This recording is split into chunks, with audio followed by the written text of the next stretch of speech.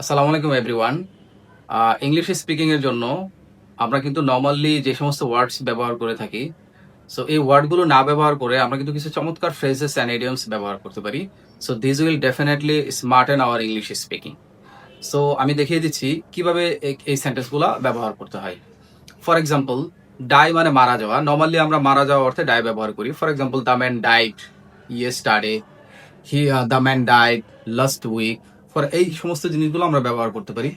So এই জায়গাতে আমরা ডাই ব্যবহার না করে কিন্তু কিছু চমৎকার ফ্রেজেস ব্যবহার করতে পারি। For example, kick the bucket, the man died yesterday, এটা না বলে আমরা কিন্তু বলতে পারি the man kicks the bucket yesterday.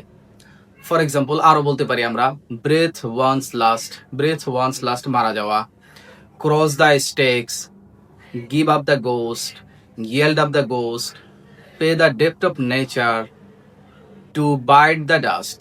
So এই সমস্ত ফ্রেজেস গুলো কিন্তু আমরা ডাই ব্যবহার না করে সেম অর্থ বোঝানোর জন্য ব্যবহার করতে পারি। This will of course smart in our English language. So thank you everyone, thanks for watching.